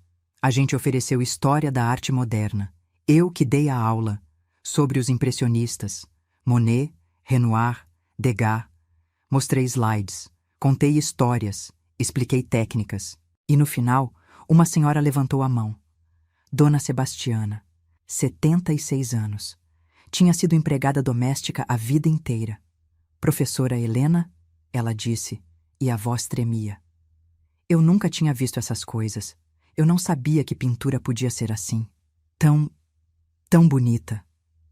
Ela chorou. Outras pessoas choraram. Eu chorei, porque era isso. Era para isso que o dinheiro servia. Não para pagar a unha de gel da Patrícia, não para cobrir o prejuízo do Rogério, não para sustentar a preguiça do Felipe. Era para isso. Para dar dignidade, para dar beleza, para dar esperança. Naquele mesmo dia, à noite, eu estava jantando com o Arthur quando o celular tocou. Número desconhecido. Atendi. Alô? Dona Helena Sampaio? Voz masculina. Formal. Sim. Aqui é o cartório do 12º ofício. A senhora tem uma intimação. O coração gelou. Intimação? Sim, ação de cobrança. Movida pelo senhor Rogério Sampaio. Ele alega que a senhora deve para ele R$300 mil referentes a serviços prestados de administração financeira pelos quais ele nunca foi devidamente remunerado. Fiquei em silêncio, processando. A senhora recebeu? O homem perguntou. Recebi. Obrigada. Desliguei. Olhei para o Arthur. Ele me processou. Rogério me processou cobrando R$300 mil. Arthur suspirou. Pegou meu celular. Discou. Cláudia? Arthur, preciso de você amanhã de manhã. O filho da Helena entrou com ação de cobrança. Isso mesmo, 300 mil. Eu sei. Amanhã às 9 no escritório? Perfeito. Desligou. Me olhou. Ele tá desesperado. Deve 50 mil de honorários da ação de interdição que ele perdeu. Deve pro advogado dele. Deve para todo mundo. Ele tá tentando qualquer coisa. Ele vai conseguir? Não, mas vai tentar. Na manhã seguinte, a gente foi no escritório da doutora Cláudia. Ela já tinha a petição inicial impressa. Leu em voz alta. O requerente alega que prestou serviços de administração financeira por 10 anos, mediante contrato verbal, com promessa de remuneração justa e adequada, que nunca recebeu pagamento, que a requerida se beneficiou dos serviços e agora se nega a pagar. Pede condenação no valor de 300 mil reais mais juros e correção. Ela colocou o papel na mesa. Me olhou. Ele tem os recibos que a senhora assinou. Aqueles documentos onde dizia administração financeira. Ele está usando isso como prova de que havia um contrato. E tinha? Não, porque a administração financeira não é trabalho quando você está mexendo no dinheiro da sua própria mãe. E além do mais, ele já recebeu 6 mil reais por mês durante 10 anos, 720 mil reais. Ele cobrou, e cobrou caro. Então a gente vai apresentar defesa. Mostrar que ele já foi pago, que inclusive foi pago em excesso. E vamos pedir reconvenção. O que é isso? É quando o réu vira autor. A gente vai processar ele de volta, pedindo devolução dos valores pagos a maior, 600 mil reais. Porque os 220 mil foram remuneração justa, mas o resto foi enriquecimento ilícito. Ele vai ter que devolver 600 mil reais? Se a gente ganhar, sim. Ele não tem esse dinheiro. Exato. Por isso ele vai desistir da ação, assim que perceber que pode ficar devendo mais ainda. A estratégia funcionou. 3 semanas depois, o advogado do Rogério pediu desistência da ação, com renúncia ao direito de ação futura sobre o mesmo objeto. Ou seja, ele nunca mais podia me processar por isso. Mas o desgaste estava feito. Cada vez que eu via o nome dele em algum documento, em alguma notificação, meu estômago embrulhava. Não era medo. Era tristeza. Tristeza de ter perdido meu filho. De saber que ele me via como inimiga, como obstáculo entre ele e o dinheiro. Em agosto, a Patrícia apareceu de novo. Dessa vez, ela ligou antes. Pediu para me ver. A gente marcou num café em Pinheiros, longe da minha casa, longe da casa do Arthur, território neutro. Ela chegou pontual. 2 da tarde, roupa mais simples do que o normal. Jeans, blusa branca, cabelo preso, sem escova. Sentou na minha frente, pediu um café. Ficou mexendo na xícara sem beber. Mãe, ela começou. Eu vim falar que eu tô tentando. Tentando o quê? Mudar. Trabalhar de verdade. Eu consegui um emprego. Ergui as sobrancelhas. Emprego? É, numa agência de marketing digital. Gerente de mídias sociais. 5 mil reais por mês. 5 mil reais. Era menos da metade do que eu dava para ela. Parabéns, eu disse. E era sincero. Eu mudei os meninos de escola. Coloquei numa particular menor. 1.400 reais cada. Cancelei o plano de saúde caro. Coloquei num mais simples, 300 reais cada. Ela respirou fundo. Eu tô morando num apartamento menor, 2 quartos.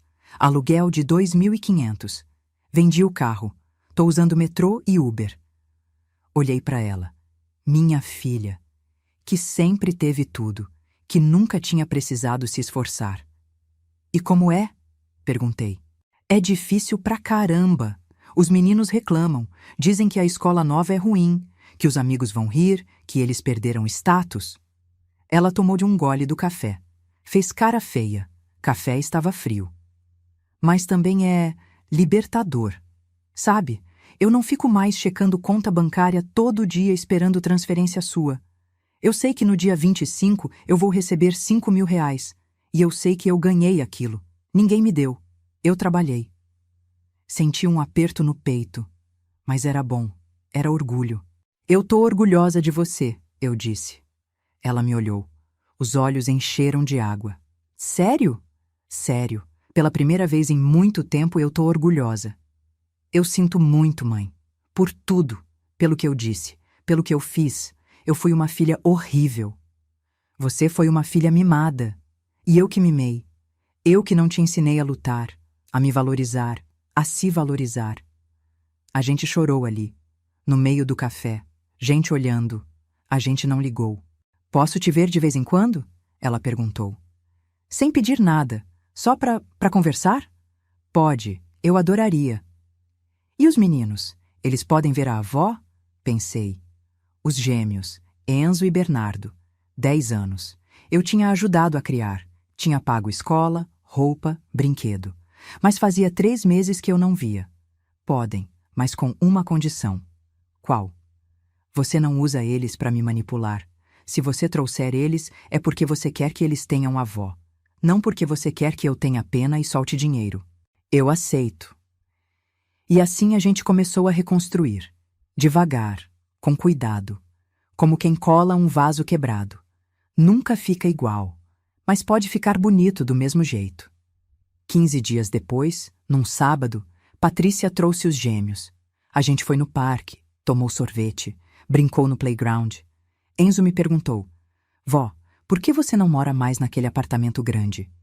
Porque eu me casei e fui morar com meu marido. Você pode casar de novo, sendo velha? Ri. Posso. O amor não tem idade. Legal. E o vovô é rico? É, mas não interessa. Eu não casei com ele pelo dinheiro. Então por quê? Porque ele me faz rir, me faz sentir especial, me trata bem. Bernardo, o mais quieto, me olhou. Mamãe disse que a senhora ficou brava com ela. Fiquei. Sua mãe fez coisas erradas. E agora? Agora ela tá tentando consertar, e a gente tá tentando voltar a ser mãe e filha. Tipo perdoar? Tipo dar uma nova chance, ele pensou. Eu acho que todo mundo merece uma nova chance. Criança. Criança tem essa sabedoria simples que a gente esquece quando vira adulto. No final de agosto, recebi uma mensagem, do Felipe. Desbloqueei ele só para ver o que era. Mãe, eu preciso falar com você. É importante. Por favor. Não respondi na hora. Esperei 2 dias. Pensei. Conversei com Arthur. Você quer falar com ele? Arthur perguntou. Não sei. Ele é meu filho. Mas eu tenho medo de cair de novo na mesma armadilha. Então marca num lugar público. Leva a Cláudia se precisar. Mas dá uma chance. Se ele tiver mudado de verdade, ele merece. Se não tiver, pelo menos você vai saber. Marquei. Num café. De manhã. 10 horas. Ele chegou no horário. Magrinho. Barba por fazer. Roupa amassada. Olheiras fundas. Sentou. Pediu água. Só água. Mãe, ele disse. Eu sei que eu não tenho moral nenhuma para pedir nada, mas eu queria que você me ouvisse. Tô ouvindo. Depois que você foi embora, o síndico me deu 15 dias para desocupar o anexo. Eu fui morar com um amigo, numa república. Divido o quarto com mais 2 caras. Pago R$ 600 de aluguel. Ele mexeu no copo de água. Não bebia. Eu tentei arrumar emprego, mas eu não tenho currículo, não tenho experiência. Eu tenho 35 anos e nunca trabalhei, ninguém me contrata.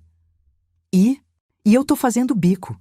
Entrego comida de aplicativo, de bicicleta. Faço uns 1.500 por mês. Junto com os 600 do aluguel, sobra 900 para comida, transporte, tudo. Ele finalmente tomou um gole. A mão tremia. Eu sei que eu desperdicei minha vida, que eu usei você, que eu sou um fracasso, mas eu tô tentando. Pela primeira vez, eu tô tentando de verdade. O que você quer de mim, Felipe? Nada. Eu não vim pedir dinheiro. Eu vim pedir perdão. Silêncio. Ele continuou. Eu fui um parasita. Eu sabia que você se sacrificava por mim e eu não ligava. Eu achava que era meu direito, que você me devia. E você não me deve nada. Você me deu tudo. E eu desperdicei. As lágrimas começaram a descer no rosto dele. Eu só queria que você soubesse que eu entendi, que eu tô pagando o preço e que eu não te culpo. Você fez o que tinha que fazer. Olhei pro meu filho, meu bebê, aquele que eu protegi demais, que eu deixei virar adulto sem crescer. Você tá fazendo terapia? Perguntei. Ele negou com a cabeça. Não tenho dinheiro. A fundação oferece acompanhamento psicológico gratuito. Não é só para idosos, é para quem precisa. Você quer? Ele me olhou, surpreso. Você faria isso por mim? Eu sou sua mãe, Felipe. Eu não vou te dar dinheiro, não vou te sustentar, mas vou te dar ferramentas para você se ajudar. Se você quiser. Eu quero. Peguei meu celular, liguei para a coordenadora da fundação. Agendei primeira consulta para o Felipe, na quinta-feira seguinte. Obrigado, mãe, ele disse quando a gente se despediu. Não me agradeça, me mostra, com atitudes. Ele foi, de bicicleta, com aquela mochila de entregador nas costas. E eu fiquei pensando, será que tinha esperança? Será que ele ia realmente mudar? Não sabia. Mas pelo menos dessa vez, eu não estava facilitando. Não estava dando dinheiro. Não estava resolvendo o problema dele. Estava dando chance. Mas a luta era dele. Setembro chegou. Primavera, flores, calor voltando. Eu e Arthur fizemos a primeira viagem internacional. Portugal. 15 dias. Lisboa, Porto, Sintra, museus, vinícolas, restaurantes, caminhadas. Foi mágico, porque era a primeira vez que eu viajava sem preocupação, sem pensar em quanto estava gastando, sem pensar se meus filhos precisavam de alguma coisa. Eu estava vivendo. Finalmente. Voltamos no dia 22 de setembro. No aeroporto de Guarulhos, no desembarque, eu liguei o celular. Tinha uma mensagem da Patrícia. Mãe, o Rogério tá no hospital. Teve um infarto. Ele tá pedindo para ver você. O mundo parou. Infarto. Meu filho. Meu primogênito. Liguei na hora. Patrícia atendeu no primeiro toque. Mãe, onde você tava? Eu tentei ligar 1000 vezes. Eu tava viajando. O que aconteceu? O Rogério teve um infarto ontem de manhã. Ele estava em casa sozinho. Conseguiu ligar pro SAMU. Tá internado no Sírio. Mas, mãe, é grave. Fomos direto pro hospital. Eu, Arthur, direto do aeroporto. Nem passamos em casa. Chegamos. UTI. Aquele cheiro de hospital. Aquela luz branca. Aquele som de máquinas apitando. A Patrícia estava na sala de espera. O Felipe também. Os dois com cara de quem não dormiu. Como ele tá? Perguntei. Estável. Mas foi grave. Obstrução de 90% da artéria. Ele vai ter que fazer cirurgia. Ponte de safena. Mas primeiro precisa estabilizar. Posso ver ele? Pode, mas só 5 minutos. E só um de cada vez. Entrei. A UTI era aquilo que você vê em filme. Cortinas separando os leitos, pessoas entubadas, monitores apitando. Rogério estava no leito 7, deitado, pálido, magro. Parecia ter envelhecido 10 anos. Os olhos dele abriram quando eu me aproximei. Mãe, ele sussurrou. Oi, filho. Você veio. Vim, claro que vim. Ele tentou falar. Tossiu, fez cara de dor. Calma, não força. Eu preciso falar. Depois, quando você melhorar. Não, agora. Caso eu não. Você vai ficar bem. Ele balançou a cabeça. Fraco. Eu fui um filho de merda. Não contestei. Porque era verdade. Eu só pensava no dinheiro. Nunca em você. Nunca enquanto você sofria. Eu só queria mais. Sempre mais. Uma lágrima desceu no rosto dele. Desculpa, mãe. Eu sinto muito. Segurei a mão dele, magra, fria, cheia de agulhas de soro. Eu aceito seu pedido de desculpas, eu disse. Mas você precisa entender uma coisa. Desculpa não apaga o que foi feito. Desculpa é o primeiro passo. Não é o último. Eu sei. Você me machucou. Muito. Você e seus irmãos. Vocês me trataram como caixa eletrônico. Como se eu não tivesse sentimentos. Como se eu não merecesse viver. Eu sei. E eu vou mudar. Se eu sair daqui, eu vou mudar. Olhei para ele, meu filho, que estava ali, naquela cama por causa do estresse, por causa das dívidas, por causa da vida que ele construiu em cima de mentiras e exploração. Você quer mudar ou você quer que eu volte a te bancar? Perguntei. Ele ficou quieto, pensando. As duas coisas, ele disse. E pelo menos foi honesto. Eu não vou te bancar nunca mais, Rogério, nem a cirurgia, nem a internação, nem as dívidas. Mas vou te dar a mesma coisa que dei pro Felipe: ferramentas, terapia, consultoria financeira, cursos, mas o trabalho é seu. E se eu não conseguir pagar o hospital? Você vai pro SUS, ou vende alguma coisa, ou pede empréstimo para alguém que não seja eu. Parece cruel, sei que parece, mas não era. Era amor, amor de verdade, que não salva, que deixa cair para aprender a levantar. Tá bom, mãe, ele disse. Eu aceito. Saí. A enfermeira já estava me olhando. Os 5 minutos tinham passado. Fui para a sala de espera. A Patrícia me olhou. E aí? Ele vai ficar bem, mas ele vai ter que se virar sozinho. Você não vai pagar o hospital? Não. Mãe, é uma fortuna. Ele não tem como. Ele tem. Ele vende o carro, vende o que sobrou de patrimônio, pede empréstimo, negocia com o hospital. Mas não sou eu que vou resolver. Ela ia falar alguma coisa, mas o Felipe tocou no braço dela. Deixa, Paty, ela tá certa. Patrícia me olhou. Depois olhou pro Felipe, depois suspirou. Tá, você tem razão. A gente estragou a vida dela tempo demais. Ficamos ali até de noite. Até o médico sair e dizer que o Rogério estava estável, que a cirurgia ia ser na semana seguinte, que as chances eram boas. Fui para casa, pro apartamento do Arthur. Tomei banho, comi alguma coisa, dormi. No dia seguinte voltei no hospital. Levei flores. Não para dar. Para deixar na recepção para algum paciente sem visita. Porque eu tinha aprendido. Tinha aprendido que amor não é dar tudo. Amor é dar o certo. Na hora certa. Do jeito certo. E às vezes, amor é dizer não. A cirurgia do Rogério foi no dia 28 de setembro. Durou 6 horas. Ponte de safena tripla. Complicada, mas bem-sucedida. Eu não fui.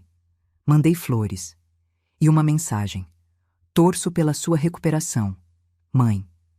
A Patrícia ligou quando ele saiu da cirurgia. Correu tudo bem. Ele tá na recuperação. Ótimo. Fico feliz. Você não vem ver ele? Não hoje. Talvez amanhã. Mãe. Patrícia, eu desejo o melhor pro seu irmão. De coração.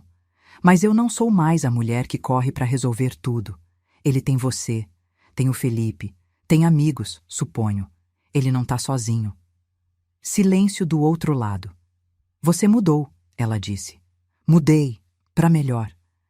Fui visitar o Rogério 3 dias depois, numa quarta-feira, de manhã, horário de visita normal. Ele estava no quarto, particular. Devia custar uns 3.000 reais por dia. Não perguntei como ele estava pagando. Não era mais meu problema. Oi, mãe, ele disse quando entrei. A voz ainda fraca, mas melhor. Oi, filho, como você tá? Dolorido, cansado, mas vivo. Sentei na cadeira do lado da cama. Coloquei a bolsa no colo. Eu fiquei pensando muito, ele disse. Deitado aqui, sem poder fazer nada, só pensando. Em quê? Em quanto tempo eu desperdicei, correndo atrás de dinheiro, de status, de aparecer para a sociedade como alguém bem-sucedido. E no final eu tô aqui, falido, sozinho, com o peito aberto. Ele olhou para a janela. O sol entrava forte. A Patrícia me contou que você tem pagado terapia pro Felipe, que você ofereceu ajuda de verdade, não dinheiro, mas ajuda. É verdade. Você faria isso por mim também? Olhei para ele. Meu filho, 46 anos, parecia ter 60. O cabelo grisalho, as rugas fundas, o corpo quebrado. Depende, eu disse. De quê? De você. Se você tá querendo realmente mudar, ou se você só tá com medo de morrer e quer fazer as pazes comigo para não ir pro caixão com peso na consciência. Ele respirou fundo. Fez cara de dor. A enfermeira tinha dito que ia doer para respirar durante semanas. Um pouco dos dois, ele admitiu. Eu tô com medo, muito medo. Eu olhei para a morte de frente e percebi que eu não tenho nada, nada de verdade. Nenhum amigo real, nenhuma conquista real. Só dívidas e vergonha. E você quer mudar isso? Quero, mas não sei como. Eu não sei fazer nada, mãe. Eu nunca aprendi. Você sempre resolveu tudo. Tinha razão. Eu sempre resolvi. Paguei as dívidas, abafei os escândalos, cobri os buracos. A fundação oferece programa de recolocação profissional, eu disse. Não é só para idosos, é para qualquer um que precisa recomeçar. Tem consultoria de carreira, cursos técnicos, orientação financeira. Você faria isso por mim? Faria, mas com condições. Quais? Primeira, você faz terapia. Obrigatório. Toda semana. Segunda, você me presta contas. Não de dinheiro, de progresso. Eu quero saber o que você está fazendo para mudar. Terceira, nada de pedir dinheiro. Nunca, por nenhum motivo, nem emprestado. Quarta, você paga esse hospital. Eu não sei como, mas você dá um jeito. Ele fechou os olhos. Eu já vendi o carro. E uns equipamentos de escritório que tinha guardado. Juntei 80 mil.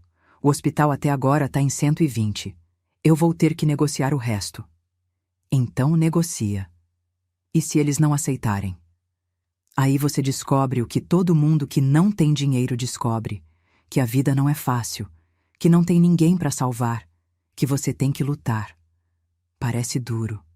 Eu sei, mas era necessário. Ele abriu os olhos, me olhou. Você me odeia?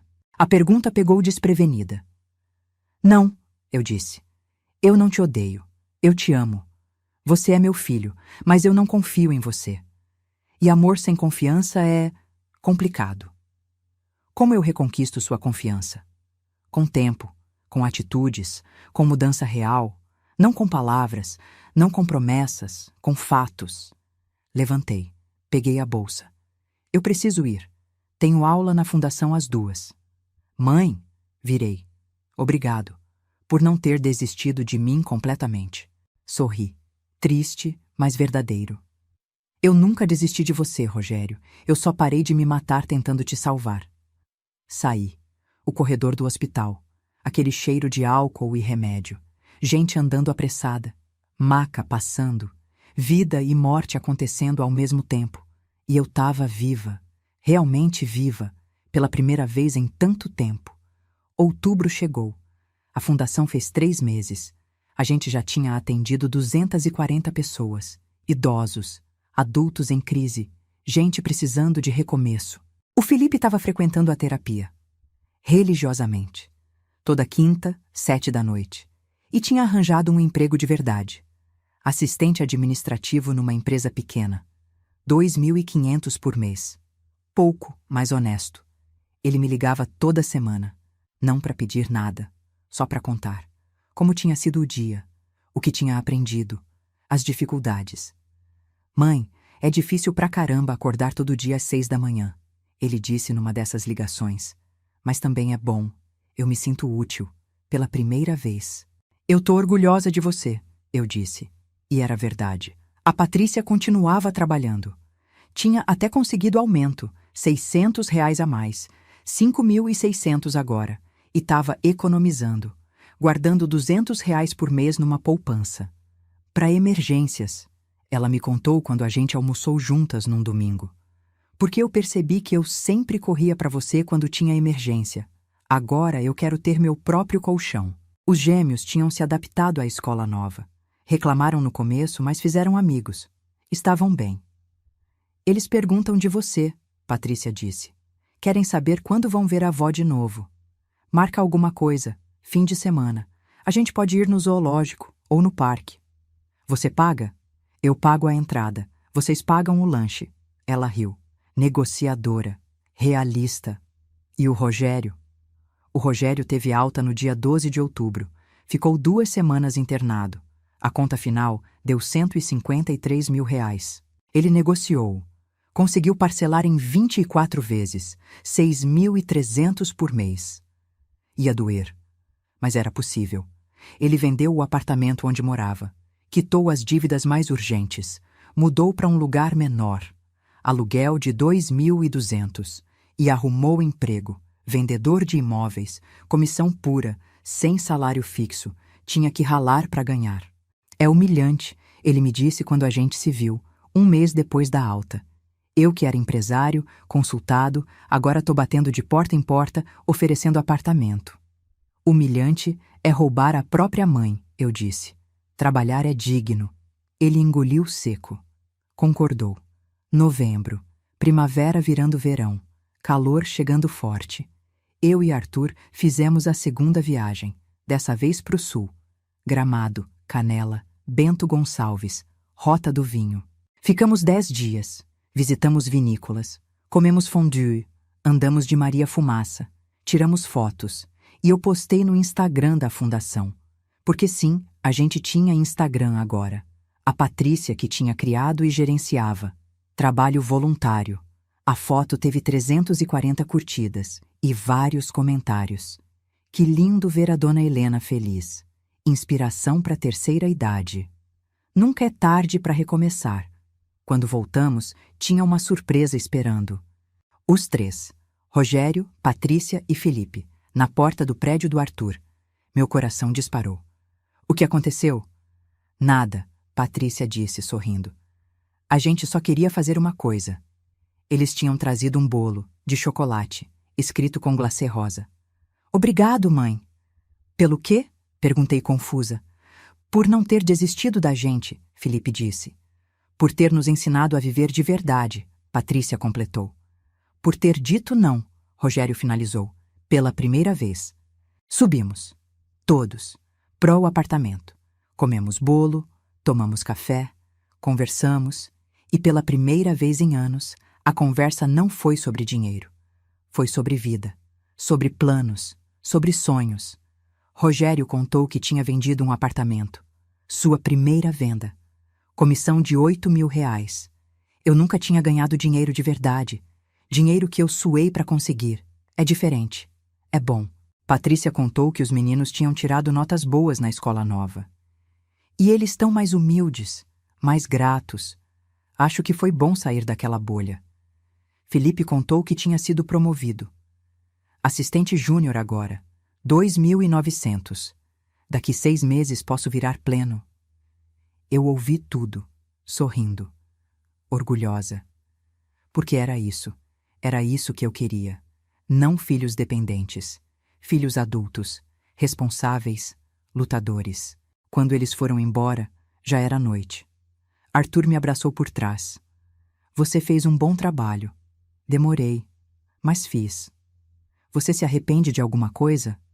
Pensei, de verdade. Não, eu disse. Eu me arrependo de ter demorado, de ter deixado virar a bagunça que virou, mas não me arrependo de ter cortado, de ter dito basta, de ter escolhido viver. Dezembro. Fim de ano. Verão. Festas. Balanços. A fundação fez 6 meses. 480 pessoas atendidas. 17 conseguiram emprego através do programa de recolocação. 32 relataram melhora significativa em qualidade de vida. Os números eram pequenos perto da imensidão do problema, mas eram reais, eram vidas mudadas, dignidade restaurada. No dia 23 de dezembro, véspera de Natal, eu recebi uma carta. Manuscrita. Letra tremida de idoso. Era da dona Sebastiana, a senhora que tinha chorado na primeira aula. Querida Helena, eu queria agradecer pela fundação, pelas aulas, por me mostrar que a vida não acabou só porque eu fiquei velha. Eu tinha desistido. Achava que só me restava esperar a morte. Mas agora eu acordo todo dia animada, porque eu sei que terça-feira tem aula, que eu vou aprender coisas bonitas, que eu vou conversar com gente que me respeita. Obrigada por me dar esperança. Feliz Natal. Com carinho, Sebastiana. Chorei. Ali, na biblioteca, sozinha. Chorei de emoção, de gratidão, de realização. Porque era isso. Era por isso que tinha valido a pena. Natal foi em família, mas família diferente. Eu, Arthur, Patrícia, os gêmeos, Felipe e Rogério. Na cobertura do Arthur. Eu cozinhei. Peru, farofa, arroz, salada, sobremesa. Como antigamente, mas sem peso, sem obrigação, por prazer. A gente trocou presentes. Presentes simples, nada caro. Um livro, uma caneca, uma foto emoldurada. Rogério me deu uma carta. Eu não tenho dinheiro para presente caro, mas eu escrevi isso. Abri. Li. Mãe, me perdoa por todos os anos que eu desperdicei, por todo o dinheiro que eu roubei disfarçado de necessidade, por todas as vezes que eu te tratei como objeto e não como pessoa. Eu não mereço seu perdão, mas eu tô tentando merecer sua confiança, um dia de cada vez. Te amo. Rogério. Dobrei o papel. Guardei na bolsa. Obrigada. Você me perdoa? Eu já te perdoei, mas perdão não significa esquecer. Significa seguir em frente, com cuidado. Ele entendeu. À noite, quando todos tinham ido embora, eu e Arthur ficamos na varanda, olhando para São Paulo iluminada, fogos de artifício explodindo longe, gente comemorando. Você é feliz? Ele perguntou. Muito, eu disse. Pela primeira vez em décadas, eu sou realmente feliz. Não tem nenhum arrependimento? Nenhum. Eu fiz o que tinha que fazer, cortei o que tinha que cortar, salvei quem tinha que salvar, que era eu. Ele me beijou, daquele jeito dele, suave, cheio de amor. E naquele momento, ali, aos 68 anos, eu entendi. A vida não tinha acabado quando o Augusto morreu. Não tinha acabado quando eu fiquei velha. Não tinha acabado quando meus filhos me traíram. A vida tinha começado de novo quando eu decidi que eu valia mais do que o dinheiro que eu podia dar, que eu merecia respeito, que eu merecia amor de verdade. Ano novo, virada, fogos, champanhe, promessas. Eu e Arthur brindamos, na varanda, só nós dois. Ao novo ano, ele disse. A nova vida, eu corrigi. Batemos as taças. O cristal fino tilintou. O champanhe francês, gelado, perfeito. E lá embaixo, na cidade imensa, milhões de pessoas brindando também. Cada uma com sua história, cada uma com suas dores, cada uma com seus recomeços. A vida não é justa, não é fácil, não tem final feliz garantido, mas tem escolhas. E eu tinha escolhido. Tinha escolhido não ser vítima, não ser mártir, não ser capacho. Tinha escolhido ser Helena. Simplesmente Helena. Uma mulher de 68 anos que lia Proust, que entendia de Monet, que tomava vinho na Toscana e que não devia satisfação a ninguém. Uma mulher que tinha cortado 3 pessoas da sua vida e que tinha ganho ela mesma de volta.